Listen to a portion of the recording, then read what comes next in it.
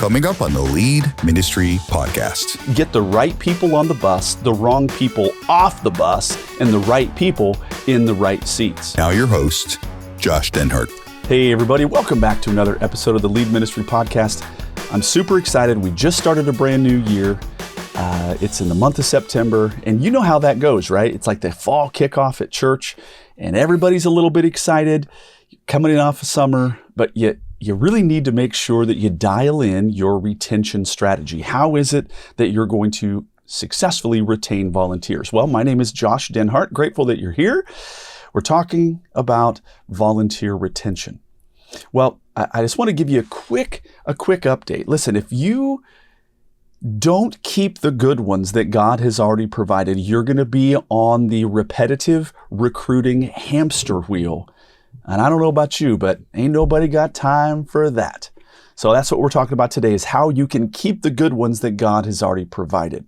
Very excited about this. And I want to make sure that you know that coming up, we are going to have a powerful webinar that you don't want to miss about retaining volunteers. They're super powerful. They're super deep. They are worth your time. They're worth the investment. So we're grateful. Let's get this thing started. Mr. Bill, good to see you, buddy. Good to see you too. Yeah. I am loving this month of focusing on one thing. It's amazing. Yeah. We kind of have a different approach these days, you know? So up to this point, I mean, it's been great content, but you had the podcast doing this thing. You had the courses, maybe people are doing this thing. You had the newsletter that was randomly pulling from the courses or some other. It was fine. It was good. But now it's this laser focus, as you called it, Bill, a saturation around one core competency in ministry. And that core competency this month is retaining volunteers. You also said, Bill, that this is the foundation stone of everything that we do in ministry. Yes, absolutely. Yeah, because if you are, it's kind of like, you know, if you're filling up a cup, you're trying to fill up a cup and there's a big hole in the bottom of it, right? Yeah. Like, yeah, you can kind of fill it up. But eventually, if you just turn off the tap, it's just going to drain all out, right? That's exactly right. And so you and I, Bill, and all the things we're doing with leadministry.com and this new kind of core focus on a particular core competency, we're looking in this first month to plug every single hole possible in your volunteer bucket. We don't want Swiss cheese in our ministry, because all those holes are just going to drain volunteers right off the back. The most important thing to do right out of the gun, right out of the chute, is to plug those holes and then begin to keep and train and really enhance your people. Well, one core strategy for plugging holes and not having volunteers leave is making sure that they are in an area of personal giftedness. So that's what we're talking about today, how you can have your volunteers in an area of gifting. I'm really excited about this particular episode, and it's called Finding the Right Seat on the Ministry Bus. Now, Bill, as you know, we talk about define it, develop it, and do it. So this is kind of some mental scaffolding for those who are listening or watching on YouTube. So when it comes to defining it, we're going to define what giftedness is. We're going to develop it, take it a little deeper, and then give you a practical strategy to pull this off. Well, what is a working definition of gifted or giftedness? Well, gifted, having a special talent or ability. It's just that simple. Some people are gifted at a particular subset of the ministry. Maybe they're a super people person, or maybe they're super gifted at tech, or they're maybe super gifted at sound. And they're in the sound booth, but don't expect them to talk to any humans, because they're going to fail at that. Everybody's, am I right? You know those people. Yeah. Oh yeah, definitely. No social skills, but amazing in another area. Yeah, exactly. And guess what? Some of us have super great social skills, but we're all thumbs when it comes to running the soundboard or, pulling together technology everybody's got a gift. That's why the body of Christ is so varied. However, we as leaders need to be able to discern and discover and maybe even go on a mining a mining expedition to search for the gold of those gifts in people's lives. Now, Bill, I got to tell you, it's kind of a funny story. Years ago, I would joke around with my volunteers and I would say, hey, did you know? And they're like, what are you talking about? What, you know, right? The whole blacklight thing? They're like, Josh, what are you talking about? I said, well, at salvation, you know, God bestows on every one of us like spiritual gifts. And they're like, yeah, I know that. But did you know that you actually have on your left arm, your left forearm, at salvation, you have like what your hidden gifts are, and you just got to have a black light and put it over them. They're like, dude, stop. And I said, oh, yeah. There is no tattooed like secret need a black light to show what your gifting is. You need others in the body of Christ to announce that to you and say, hey, I see that you're good at that. That's often a way, right? Absolutely. I was just thinking about how cool that would be if that was actually the case. You could just be like, oh, there it is. Yeah. And then like all of a sudden you were the guy or the gal that had the black light and nobody else knew. And they're just like, what? You would be like the absolute hero of this story, you know? But here's the thing though. Yeah, that'd be great if we could find out our giftedness by using a black light on our left forearm. However, that kind of takes some of the fun of discovery out. It does. And the other piece is, I think that sometimes we could use our giftedness as an excuse to not serve in different areas of need in the church. Because people are like, well, you know, I'm not super gifted at hospitality, so I can't hand out coffee. And it's like, no, everyone can hand out coffee. It's just that, you know, the people who have hospitality, they're going to like thrive in this area. Yes. But it doesn't mean you don't do that task. Yeah. And it's the difference between having an ability and having spiritual gifting, right? Yes, absolutely. Okay, so I can't really show you right now, but right over there, I got a guitar.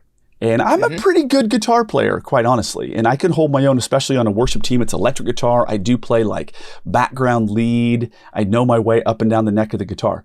I have the ability to play guitar, but I got to let you know, I don't have like this spiritual gift of music or whatever. And so hear me out real quick. There's other areas that I have, like the spiritual gift of administration. I have the ability to organize, but I have this super like extra silver glowing lining about organization. It is literally a spiritual gift. It is enhanced by the Holy Spirit. It is literally employed to make the gear systems of the church and the gospel go forth more smoothly. Listen, I can play guitar, but when I plug in and play at church, it's not like this extra measure of superpower from on high is coming through me. I have an ability, but I don't have a super spiritual gift ability via the Holy Spirit. There is a difference. So I can hand out with my ability coffee. However, I may not have the spiritual gift of hospitality. That's kind of an interesting nuance. Am I right? Yeah. And I think it's an important nuance, but I think that's great. Too. Yeah. Well, we're excited about this. So we're talking about gifted. Some people have a special talent or ability. That's great. Now here's some synonyms of giftedness: competence, flair, knack, proficiency, savvy. Here's some more: ability, capability, capacity, talent, what it takes. This person has what it takes. Okay, now Bill, it's kind of fun when we do these definition things and I flip it to you to see which one stuck out to you. What do you got? Okay, I don't know why, but I was thinking about when you said it, it automatically triggered something for me, was flair. Like that was the one that I was going to say. Go ahead. You have such a flair for this area of ministry. I love seeing this in you. That's what I'm thinking of, like, and it does kind of feel like that, like, you know, and I was thinking about, there's like a movie that talks about flair. Okay, yeah, it's Office Space, sorry. Yeah, Office Space. And that you like wear it on the outside of your thing, because I think that's true, is like when you get involved in ministry and you start getting involved in the area of giftedness, it really is like you're showing on the outside what God has given you on the inside in order to build up the body of Christ. That is so true. Flair was going to be the one that I was going to pick too. That's so funny. And then I mean, listen, if you are a child of the whatevers like you, and are you Gen X or you a millennial?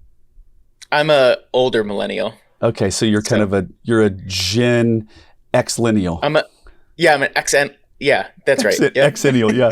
Well, Xennial. Everybody, whenever you hear the word flair, I mean, it almost got like hijacked or robbed, or what's that word when it's like it's like typecast. Commandeered, yeah, from the movie. And Jennifer Aniston is in there, and the boss is like, "How come you're not wearing your flair?" And it's like, oh, what a funny movie. No, but these are some synonyms of giftedness. And by the way, when you see somebody operating in an area of gifting, they do have flair. They do have this kind of special aura, as my kids are saying right now. Dad, that guy's got aura. Yeah, right? And so it's what it takes. Okay, now here's some opposites or some antonyms of giftedness. Inability, incompetence, inept, ignorance, disinclination, impotence, lacks skills, lack, period, and does not have what it takes. Okay, which one stands out to you, buddy? I think the one that really stuck out was inept. Inept, like somebody is trying maybe to thrive in this area, but they just don't have the stuff that it takes in order to be good at it. Yes, that's so true. And it's what's so funny and what's so painful sometimes is when somebody else out there is like, they're like, I love what I'm doing, and everybody else around them are like, but you ain't very good at it. Those are some tough ministry situations when you run into that. Yes. Yeah.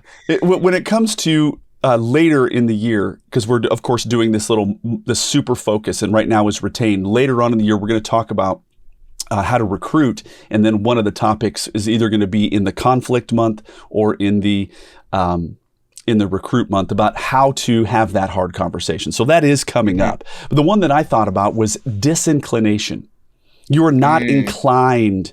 As an individual, there are things where I'm like, yes, I have sweat pipes at my house. I have actually cut copper, turned off the water. I have sweat pipes, and I have turned on the water and nothing was spraying out. I can fix things, but I have a massive disinclination toward anything like that. And part of the reason, Bill, is because it seems to take me significantly longer because I'm not operating in an area of gifting. I kind of got 10 thumbs, and I just don't like it. Okay, now let's go on to this next. We kind of defined it. Now let's go to develop it. How does giftedness relate to volunteer retention? Well, there's this idea of, and I was just kind of alluding to it, I didn't even mean to, ability plus willingness. There is an important connection between somebody having an ability or a gifting and their willingness to participate. As an example, I simply don't really love to do, and I'm very unwilling to do major house like tinkering, remodeling, or sweating pipes or fixing electrical. The reason that I'm less willing to do it is that I don't really have a super ability for it. So which comes first, my inability or my lack of willingness? I don't know. I mean, I guess it depends. It's probably your lack of willingness. I don't know. It's a chicken and an egg problem. It is a chicken and an egg because watch this. If I have a really super great ability, it's like, oh my word, that's super easy for me. That comes so naturally. Can I please do that? So my willingness is completely tied to my own personal perception of my ability. This is so true. Actually, I had this, I once took dance classes with my wife, and dude, is there, wait, is there any video? I don't think so. I don't think so. And the guy who led them was a guy, and he was like, I'm going to tell you why right now guys don't like dancing. Here's why. Here's why guys don't love dancing. It's because men have a really hard time like being interested in things that they have no ability to do. So if they're not proficient in it, just even a little bit proficient in it, it feels like the worst thing for them to want to participate in. Right. And I was like, wow, that's profound, because I think we do give up on things often because I don't want to look stupid at it. I don't want to look stupid. I don't like that feeling. Yes. So that's that willingness piece, you know, like if I'm not good at it, then I'm also probably not going to be willing to do it. If I don't see any sort of like glimmer of some sort of talent, then I'm just not going to do it. Yes. And so this is very interesting when it comes to our volunteers. And so here's this great quote from Jim Collins, the prolific and kind of seminal author of this book called Good to Great. And he says, get the right people on the bus, the wrong people off the bus, and the right people in the right seats. I like that a lot. And so getting the right people on the right seat, it's like, hey, you are godly. You got great character. You get along with everybody. You have a super duper ability, and you actually have capacity right now in your life. Okay, great. Let's get you involved. Okay, but let's say that third one, their ability is a mismatch. They're super godly. They get along with everybody, and they have capacity in their life right now. We just need to get them out of that seat, not off the bus, brother. Keep on the bus because you got all the qualifications. And we need to remind them that the body of Christ is quite varied, and the opportunities to plug in are super prolific. And so if you don't like this thing, we've got other things. Yes, I love that. I love the vision for that. Our church staff culture is like that, which I super appreciate. We have made hires sometimes because people fit everything, but we don't have necessarily the distinct position yet, but we want them on the bus. And then it's like, okay, now that they're on the bus, what seat do we want them to take? And if we can find their right seat, it is a home run. It is a home run. And so I love the idea of church staffs being willing and flexible to go, hey, let's kind of job shift. Let's shape shift a little bit and put somebody over here and try this out. And there's a whole topic that we can talk about at another time as to what my team did in order to successfully do that. And we shifted jobs and we shape shifted, and all of a sudden it was like, hey, even though you were hired for this, you're out. We're going to do this instead. And they thrived because they was in an area of gifting. So get the right people on the right seats. Okay, now, oh boy, story time. This story is about a guy named Ken. Now, here's the deal. In order to, I don't know, this is a public podcast, right? And in order to kind of protect the innocent, I'll call this guy Ken. I'll call him Ken because that was his name. I like that. So his name was Ken. But before I get to Ken, Bill, I want to start this story and set the stage. It's so vivid in my mind. Okay, so here we were. It was on a Sunday morning. It was the third service, and it was during the winter months. And during the winter months, there was this set of like windows that, because of the way the sun was positioned during the 11 o'clock service, it just shone in perfectly. And so I was kind of standing just outside of this humongous stream of sunlight. And there was this volunteer who I can't remember her name. She came basically floating in, right?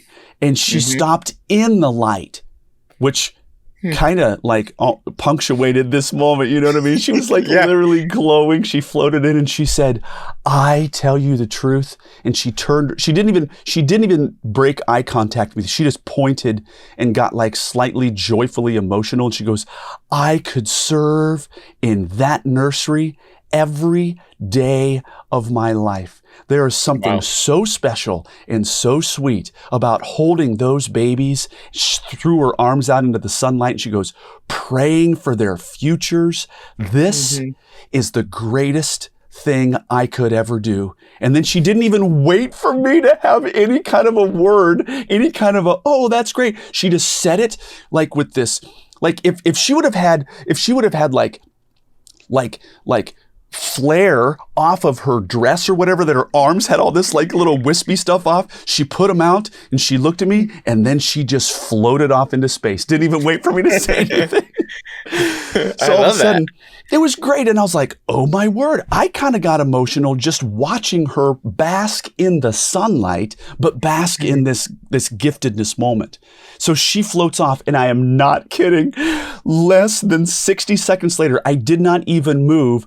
Up bumbles, not walks, but bumbles Ken. Now, Ken is a really, really, really good dude. He was a deacon in our church. He counted the money. He was a man's man. And he walked up and he did not stand in the sunlight at all. He bumbled up. He was clammy. I could see small beads of sweat on his face. And he, like, I'm not going to say that he almost cried, because that would not be true. But he was so discombobulated, and he said, I'll tell you what, something needs to be done about that nursery, because there needs to be some ventilation in there. It just stinks. And he goes, it's hot in there. Do we even know from a deacon, from a building standpoint, is there ventilation going on in there?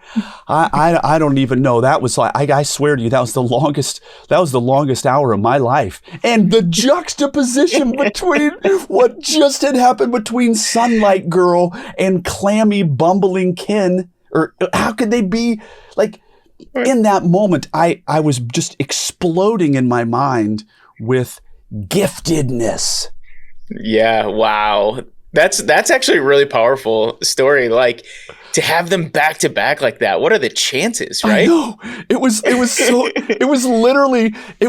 like this punctuated, profound moment where I was like, dude, like, same day of history, same room, same hour of the same day, same children that were in there. She had a gloriously spirit-filled experience that she floated across the room, and Ken thought about dying. Yep, definitely. It was so profound. Now, here's a true story. My wife and I, just this last year, went to like this home and garden show downtown Des Moines, because my brother-in-law was working the event. He built $1 million homes. He's a great guy. So we went there to support them and to say hi to them. And all of a sudden, out of nowhere, here walks up Ken with his wife, and they're super good people and super godly. And I said, Ken, can I tell you something? He said, sure, absolutely. And I said, I want to let you know that I have told a story about you coast to coast. And he said, what do you mean? And I told this whole thing, and he goes, her. He goes, kind of sounds like me, you know. So I thought that was funny. That's awesome. But at the end of the day, he was super gifted, sitting in a back room counting money. Hey, we want to take a short break from the podcast. Now, I'm going to tell you something that you already know. You don't need another ministry resource collecting dust. You need a system that you'll actually use. That's why we built the Lead Ministry membership. Now, Level 1, starting at $27.95 a month, you will get weekly podcasts with extras, live webinars, and practical tools you can take straight to your team. However, you may want to upgrade to Level 2, where you gain access to all of our courses, plus daily coaching videos. Now, you may want everything that we offer. You may want to take it to the next level and gain one-on-one ministry coaching with myself or some of our other coaches. Listen, leadministry.com, 4 levels of membership, 1 mission, helping you to avoid burnout and get your ministry life on track. Mm-hmm. He was super gifted with being strategic, because the reason he was asking about the AC and ventilation is that he was one of the deacons who actually was kind of like part of grinding out some of the infrastructure of our church. Guess what? Right. Floating Sunshine Girl, she wouldn't be able to do any of the building things that Ken could do. Yeah, that's such a good point, because if you would have sent her to go fix the AC and start taking apart the unit outside and all of that, she would have came in and been Ken. Just about the AC. Yes, and Ken would have felt like an absolute hero. Yes, absolutely. That's such a great point. Man, I mean, we should just put a pin in this and call it good. But I do want to tell. Can I tell yet another story? Oh yeah, I want to hear another. Okay, story. so Ken, definitely the wrong seat. This next story is a story of a guy named Adam. And this is an interesting story. So here's the thing. Here I was. Josh is the director of children's ministry, and Adam was at that time was my best friend. And we had a program at church called Awana. It was a Wednesday night program, and it was all Bible Memory Club. It was super cool. And here was Adam, and he said, I'm super excited. I can't wait to get behind this. And he had volunteered in Awana. He knew everything about Awana, so we made him the commander. Now, the commander is basically kind of like the children's ministry director of the Wednesday night program, even though I was there as the director of children's ministry. Great. And so he goes, hey, well, now kind of tell me what I'm supposed to do. And I said, Adam, it's very simple. It's called MBWA, Management by Walking Around. You're going to walk around, you're going to find people, you're going to be kind to them, you're going to throw support where support is needed, you're going to be a voice of encouragement. He's like, okay, I got it. And so then week 1 went by and asked him how it went. He goes, well, yeah, it was okay. Week 2 went by and week 3, and then week 4, he came to me on a Wednesday night and he looked a little befuddled and he goes, hey, can you tell me what I'm supposed to be doing again? Now, that should have been a big clue to me. And I said, well, buddy, all you need to do is walk around and love people and encourage people and ask them how they're doing and jump in where you're needed. You know what I'm saying? Gave him a big old pat on the back. Now, you got to understand, Adam was a collegiate football player, middle linebacker, and the heavyweight wrestler at college. So he was a 2-sport. He literally ate meat. I was the first one to ever introduce him to a thing called a salad and to a thing called rice. Okay. The man was a man's man through and through, double collegiate athlete. So then like 6-7 weeks in, he calls me on the phone. We talk all the time. And he cried to me on the phone. And he said, Josh, I don't know what I'm doing. I drive home and I hit my steering wheel. And I say out loud, what am I doing? He goes, I feel like the fat kid in junior high all over again. I don't know what I'm doing. I know you're telling me what to do. I don't know what to do. And I got to tell you, it was a sad moment for me because I had just assumed that he could just do this. Right. And I said, buddy, I deeply apologize. And I said, I got a question. How about you don't be the Awana commander any longer? That's something that I can do. And he didn't have any words, but I could just tell by, even on the phone, I could tell the relief in the air of the room. And and I said, hey buddy, what would you think about being the full-time game guy? And he I could hear him kind of sniffling and wiping his nose, and he got his composure and he said, yes, I would love to do that. So he became the full-time game guy for Awana, and immediately, the game area went up and to the right. I mean, it just got such lift. And I remember walking in one week while they were playing games. And so here I was being myself, my MBWA management by walking around. And I walked up to him and I said, hey buddy, how's it going? Tears filled his eyes. And he said, I should never have been an accountant. I should have been a elementary PE teacher. He goes, I think I may have missed my calling. He did this. We're talking about retention, just a simple shift on the seat. He then did this role for 7 years. Wow. The reason that he went to part-time, not full-time, but part-time game guy, is because he got an inoperable brain tumor. And he just about died. And so he took time off simply because he got a brain tumor. He was fully in, and it comes down to giftedness.